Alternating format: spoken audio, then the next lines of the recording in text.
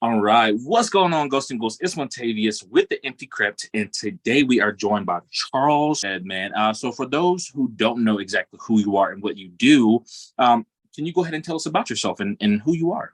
Absolutely. Like you said, my name is Charles Edwin Powell, and I am playing Roy Keenan in the upcoming film Stream. I'm an actor, originally from Texas. I've lived in New York for quite a number of years now, via LA. And that brings us up to date pretty quick with you right now. Awesome. So let's go back a little bit. So how did you get started in acting to begin with? Oh boy. All right, we're gonna do the condensed version here. Okay. Growing up, I grew up in Houston. I'm originally from Texas. So I grew up in Houston, and at that time, everybody in the school that I was going to had to get up on stage and do the things up and through like sixth grade.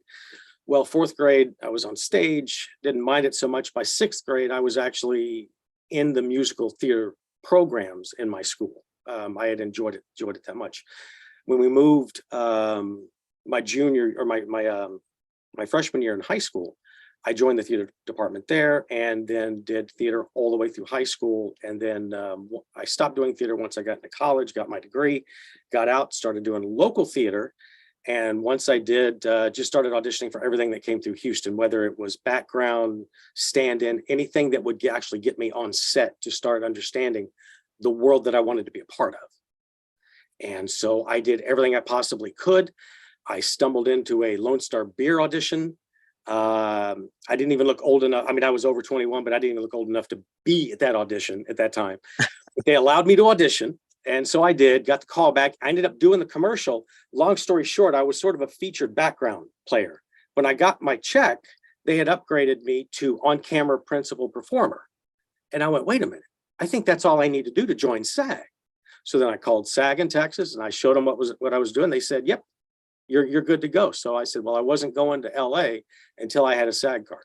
So I got my card. I got in my car within about 3 weeks of getting the card, told my parents I'm moving to LA, took my $500, my little two-door Toyota Tercel, got in there and drove to California. And I didn't know anybody in that state.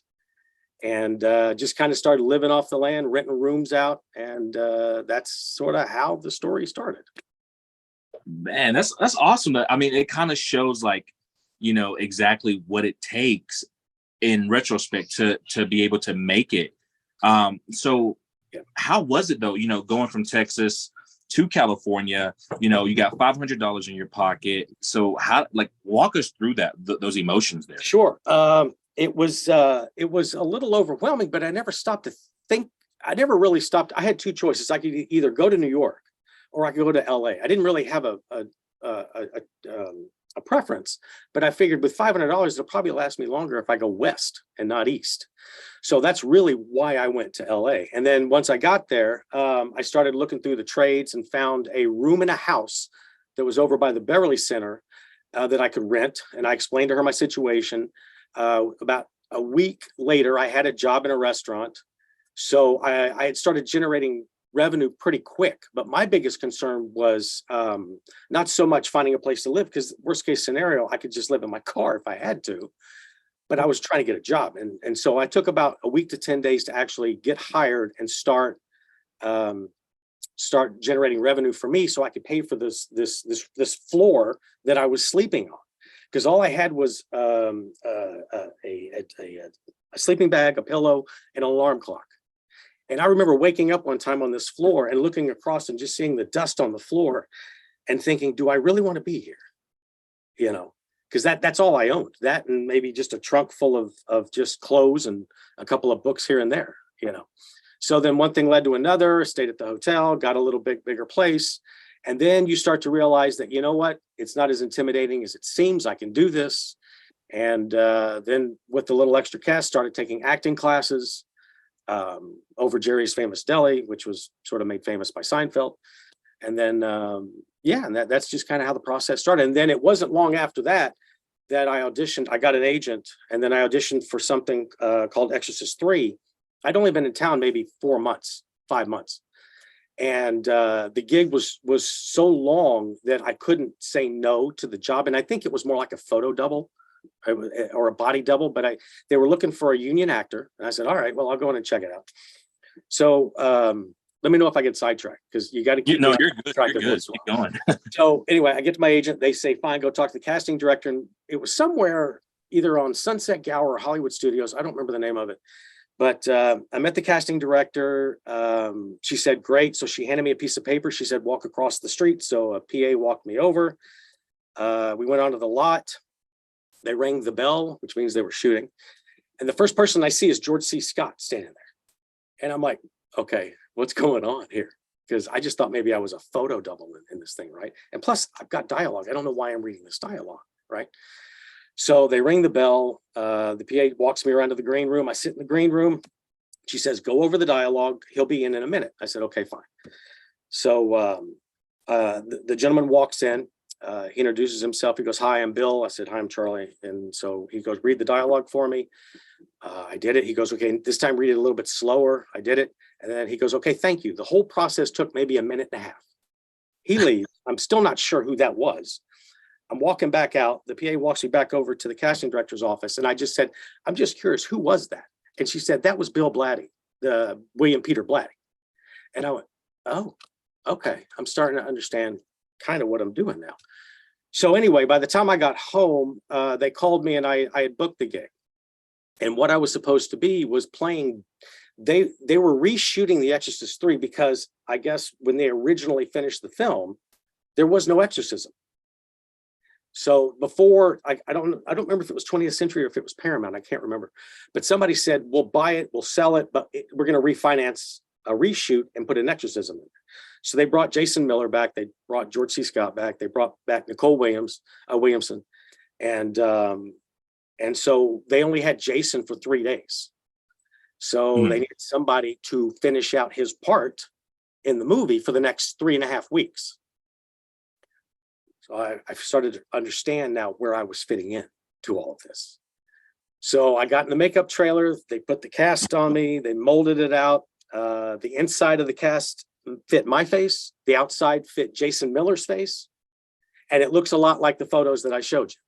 Yes. I think I sent you those pictures. And so I was basically playing Jason Miller for the next 3.5 weeks in the cell with Nicole Williamson, with the fire and the snakes and the whole, and it was intense. It was a very strange vibe. Really? Yeah, it was a little tense. Didn't really know why, but yeah, I'm a big vibe person. So especially when I'm working, I feel like you can feel that energy, whether it's positive or negative. And it was heavy. Like that, the whole 3 weeks I was there was just heavy. But the good news is the makeup people were fantastic. In fact, one of them became one of my best friends even today. Mike Smithson, phenomenally talented. But these guys kept things light. They kept it positive. They kept it supportive, and were a big reason why I was able to get through those next 3.5 weeks with all that makeup and the fire and the snakes and stuff. So it was a pretty cool gig to get. I mean, that in itself is an awesome experience. I mean, that's something, something strange though about it. You think, the feeling or the energy was because it had something to do with something so dark to begin with? I don't know, because again, it felt rushed, but the hours were insanely long.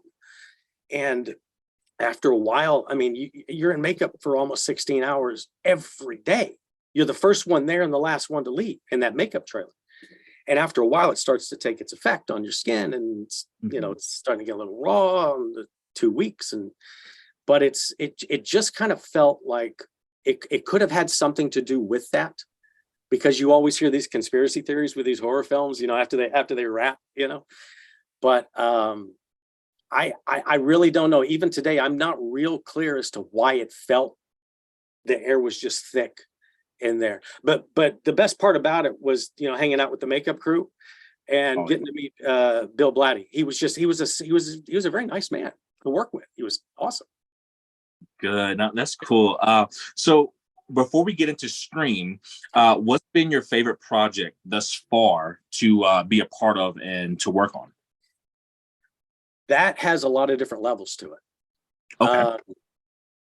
Years ago, Hearst Entertainment produced this kids TV series called Popular Mechanics for Kids, and it ran forever in different countries and stuff. But I got to be me, and I got to sort of be a silly version of me, but teach kids how to do things like make experiments and stuff like that at the house. So that was sort of me just being goofy. On a personal level, I got to work with Paul Schrader in a movie called Affliction. And I worked alongside Nick Nolte in this movie. And that movie, again, the gravitas of the script was pretty heavy, but Nick was just, I don't get intimidated much, but sitting next to Nick, I did. And I think he sensed it a little bit, but he was amazingly cool. And Paul was a delight to work with. But the most joy I think I ever had was working with Richard Attenborough on a film with Pierce Brosnan called Grey. I don't know if anybody's ever seen it, but it was based on a true story. It was more of a labor of love for Richard Attenborough. And Richard, I got to say, was one of the most dearest people I have ever met, hands down, in my entire life. He was old school. It's funny, anytime you would mess up, he'd come over and grab your hand and go, "Now, darling, that was my fault. We're going to do it one more time." And I'm like, dude, this is awesome. You know, he just took the stress away, you know. But I've had, I've played a lot of bad guys in my life, especially on Lifetime. You know, I've tormented a lot of people, but I think, you know, when you ask what's your favorite, it's tough because the soft spot that I have for the Fuzz Boys and Stream, I hadn't been in front of a camera in almost 13 years. So I took a leave of absence when my kids were born, played Mr. Mom for just about 13 years. And that was my first on-camera gig since I wasn't working, since I stopped working. So I realized the chance they took on me, they rolled the dice. And that is something that's not lost on me. And I'm going to be forever grateful to Mike and Jay and Steve and those guys over there for taking a chance on me. And it was one of the most profound experiences. I think it had a lot to do with not working for so long. And I have zero regrets working on that film. The hours were crazy. They'll tell you that if they haven't already. But the good news is, I'm sorry, I might be jumping the gun here. No, you're fine. But the good news is we were all in lockdown during COVID in Gettysburg. We were shooting the majority of this in Gettysburg in this hotel. And the gods must have been shining down on them, because when they got the okay to shoot in this hotel, they pretty much gave them carte blanche and said, we're renovating this side of the hotel. So you're staying on this side, the rest of the world's staying over here. You're never going to mix. And you guys can pretty much do whatever you want to do in this hotel. So what we did was we would open up our bedroom door from the hotel room, go to work, and go back into our room and go to bed. So it was all right there. And we were in lockdown. I don't know how long it was. I'm going to say 3 weeks, maybe 4. I don't know. But we were abiding by the COVID protocols. Not one person got sick in that entire shoot, flying people in, and it was awesome. It was fantastic. And they were very adamant about making sure people were safe, they were healthy, and masks got worn. And it was a very profound experience for me just to be back in front of the camera working again. So I have a lot of love for those guys, a lot of respect. Oh, for sure, man. Yeah. You know, talking to Jason and Michael both, you know, I have a very high respect for, you know, for all of them, even Steve. So with that being said, with Stream, I mean, you are the lead in this franchise, man. So how does that feel to you to know that, you know, this could potentially go on for a second, third, maybe 4, you know, other movies? How does it feel that they trust you with that? I can tell you from a personal point of view, this is destined for franchise. I mean, this is only the beginning. These guys are doing things the right way. There is so much that goes on outside of the movie when it comes to how they want to market this, that it still surprises me. And I'm looking forward to seeing it too. You know, I have yet to see anything. I've done a little ADR here and there, but that's about it, you know. But I think by them entrusting me with the role of Roy, I still kind of, I would scratch my, I would rap, I'd go to my room and I'd sit there and I'd just start kind of laughing. I go, what am I doing? because I'm reading the script and I'm working literally every day of the week for those 3 weeks. And they're flying people in and out, and working with Danielle Harris was fantastic. She was a sweetheart. We got, I think, 3 days together. Jeffrey Combs, oh my God, I'd work with him, and I'd walk through fire for that dude. He's amazing. He's a lot of fun to work with. And what I loved about Jeffrey was even though we had stuff scripted, we would run through it and then shoot it. And then all of a sudden Jeffrey's like, wait, I got an idea. And then Mike was like, go, just do it. Let's go. Let's see what happens. So we had the luxury of working with people that were willing to listen to us as performers when we had ideas. Much like when I read the script, I wanted the relationship between me and Wes, who was playing my son. Sidney was playing my daughter. But the relationship between Wes and the father, I just felt like that could be a bit more connected, because Wes was always part of the scenes, but he wasn't doing a whole lot. And I asked Mike, I said, look, I know I'm saying all this stuff, but why don't we give him a few of these lines? And because I think it'd be funnier coming from him, just to lighten up the levity a little bit, just to bring a little humor to it. And Mike was all over it. So I realized at that point that he was open to just about anything we wanted to do. And it was an incredible experience. It was long. It was over 3 months, but it was a fantastic experience. Man, that is so refreshing to hear. I mean, these guys have so much respect within, the film industry right now, especially, with them being associated with Terrifier and the things that they've done. Yeah, that just blew up. Yeah. It's crazy. So how was it like working with so many? I mean, I don't know if you got to meet everybody, but like there was so many horror icons associated with this film. And usually, when people bring out this many people, usually they try to focus around those people. But it seems like these guys brought out the horror icons as a bonus, but the story is the main treat here. Right. No, what really attracted me to what I read was it is a narrative. It is a story. It's a character driven script. And our goal was that we were hoping that people would start to connect with the characters, as opposed to just running around killing people, throwing blood up on the walls. You know what I mean? So it's much more of a linear path for an actor to take, because there are connections. And that was going back to what I was talking about with Wes, really making that connection. So the audience would believe that he is my son and she is my daughter and Danielle's my wife. But when you read the script and just from what I've heard, when I got to meet Damien, the director for Terrifier, he did all the makeup prosthetics for Stream. Genius. He's one of those guys too that you just say here, and I'm going to get out of your way, and you just let me know when you're ready, because he's phenomenally gifted and talented. And the fact that T2 blew up the way it did, I'm beyond happy for him. I'm proud of him, and I'm happy for him, and wish him all the best. I know the third one's coming out at some point down the road, but it's one of those things where you couldn't, and I started to learn this the more I was on set. I couldn't turn my head and look at someone who was handling the art department or the set department or gaffing, who hadn't directed their own movie, produced their own movie, written their own movie. And I was starting to just sit back and look at what was happening, because you could see all of these people on the same page. I never heard one argument. If it did, it was a joke. Not one the entire time. And we worked some ridiculous hours into the morning.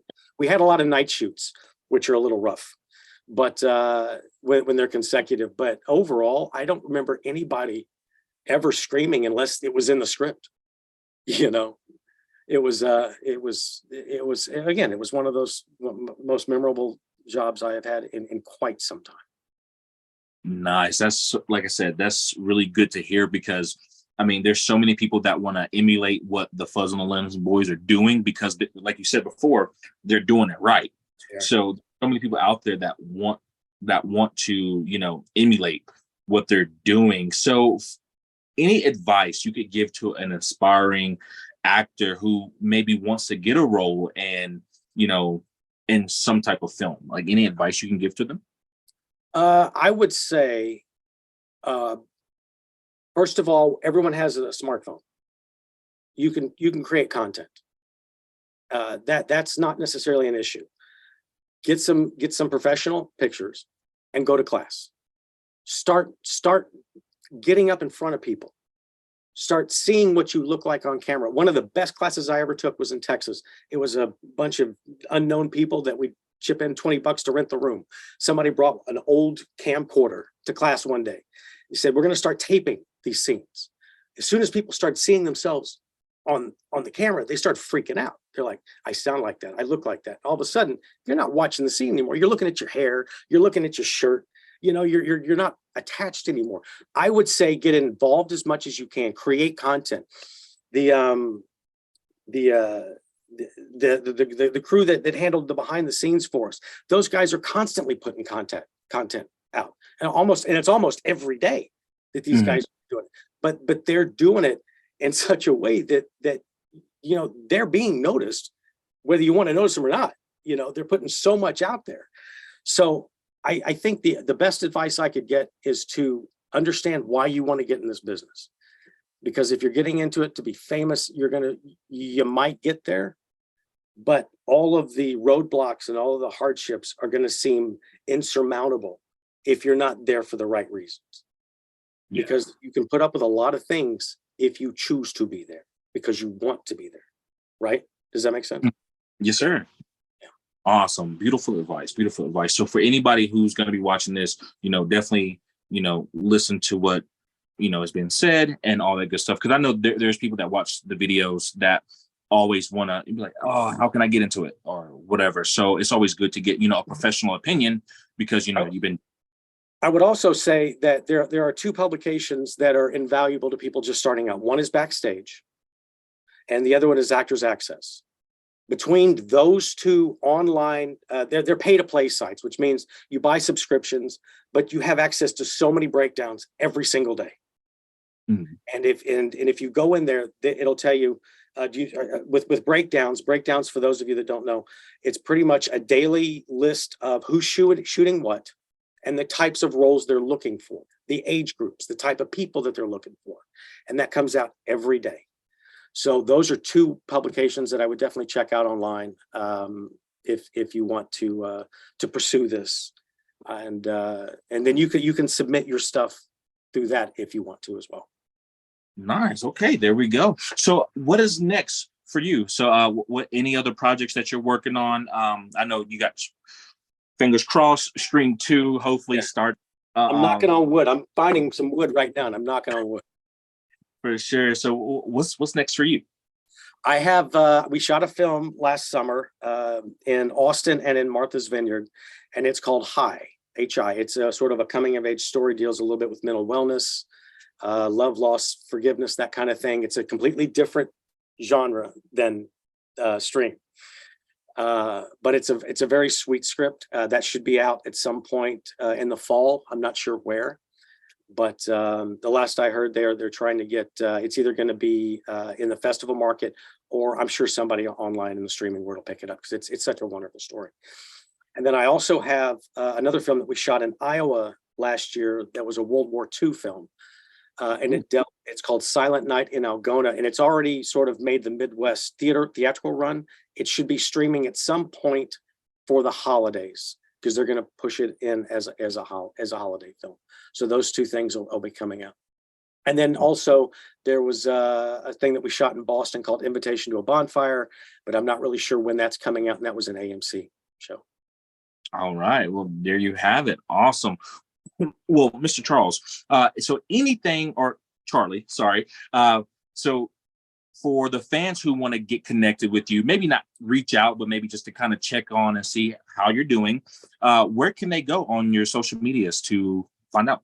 I have two social medias that I pretty much focus on. One is Instagram, Charles Edwin Powell, and one is Facebook, Charles Edwin Powell. I'm easy to find, and IMDb that lists just about everything that I've ever been a part of over the last umpteen years. I'm starting to feel very old right now. You have a plethora of different, shorts and films.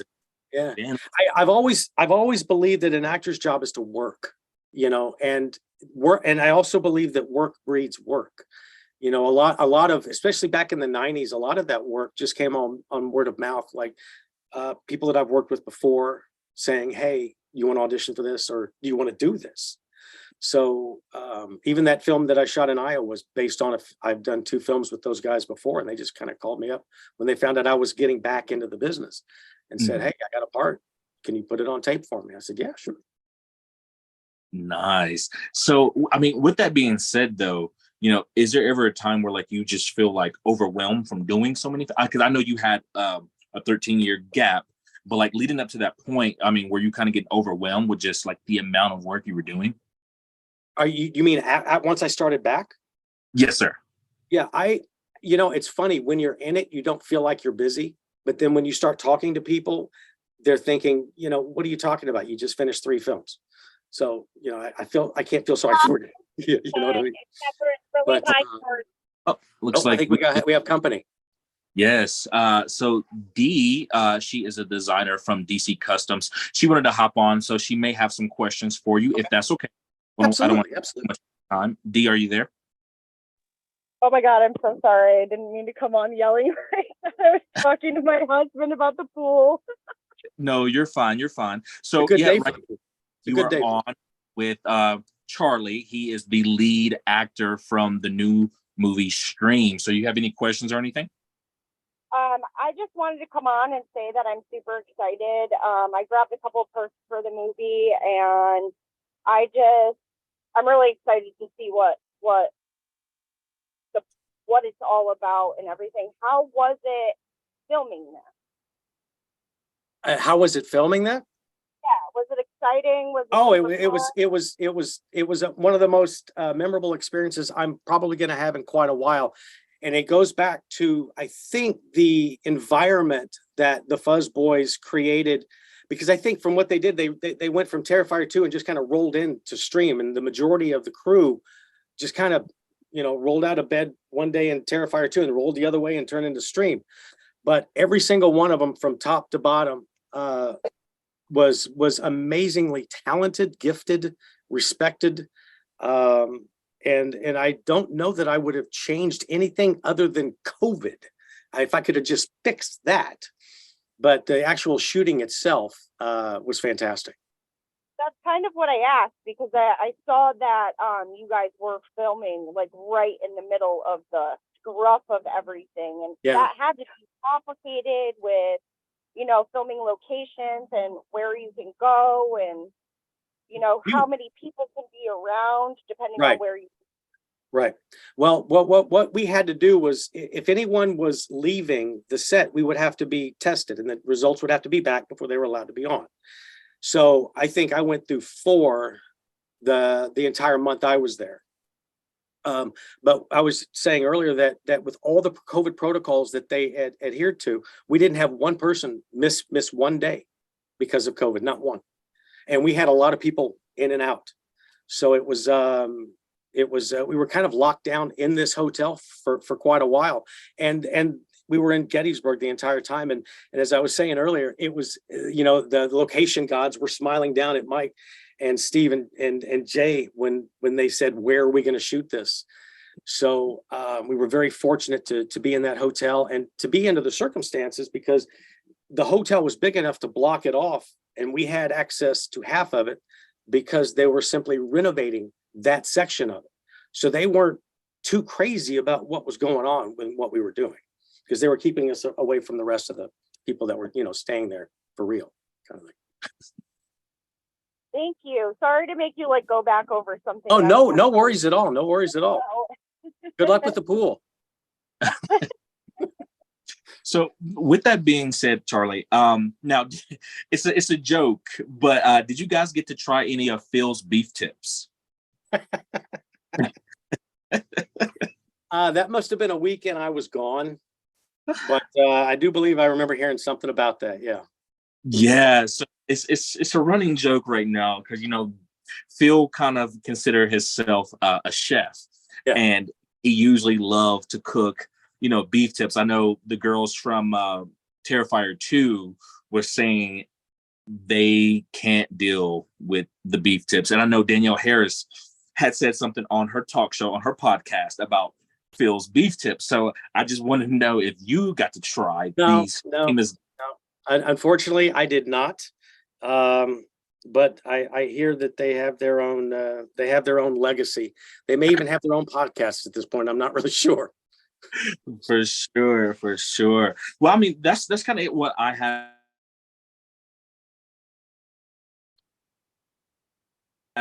So I don't know if she have any more questions for you or anything like that. Okay. No, I totally just wanted to come on and say hi. Hi. Sorry, I've been outside doing my garden and stuff here. It's a beautiful day to be outside. Yeah. But yeah, I just wanted to pop in and say hello and say that, I can't wait to see this movie. I'm really excited about it. And just thank you guys for always continuously making good pictures. Like, Thank you. I appreciate you saying that. I'm looking forward to seeing it too. I'm very excited. Yeah. It's a family musical, one for the whole family. No, I don't think so. No, not this For movie. sure. Do you know when the premiere is? Like, I know, like, you guys have, like, the cast and crew wrap where you get to sit and watch the movie. Do you know when that is? From what Mike, in fact, we briefly touched on this, or Mike and I did, about 2 weeks ago. He seems to think it's going to be sometime around the fall-ish. I got to believe that they're probably pushing for a fall, maybe Halloween release, that kind of thing. I don't know for sure, but that's kind of, I think, where it's headed. So I'm going to say sometime, after the 1st of September and before the 31st of October. So I'm it's an ish guess, it's an issue. Would you say, Dee? that would be an excellent Halloween release. Yeah, I think so. Oh, yeah. I think so. I'm very much looking forward to seeing it. For sure. Well, Charlie, I do appreciate you joining us. It's always a pleasure to talk to you, man. And I definitely want to stay in touch. Sure. Dee, thank you for jumping on. I know it was just brief because we planned on, doing a little bit later, but we did earlier today. But anything you want to say in closing, Dee or Charlie? No, I want to say thank you very much for having me on. Congratulations on your podcast. And thank you for reaching out, man. Anytime. Yes, sir. Thank you. No, I appreciate you for joining me. Dee, anything you want to say? I want to say thank you guys. Thank you, Montavious, for always inviting me to these cool things and letting me talk to some of the people that I've really been ooh, I'd like to meet them, It's nice. And congratulations on your podcast, dude. Killing it.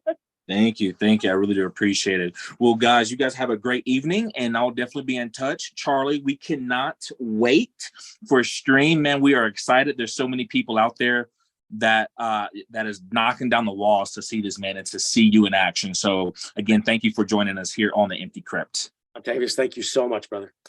Yes, sir. You have a great night, okay? You well, man. Thank you. All right. Take care.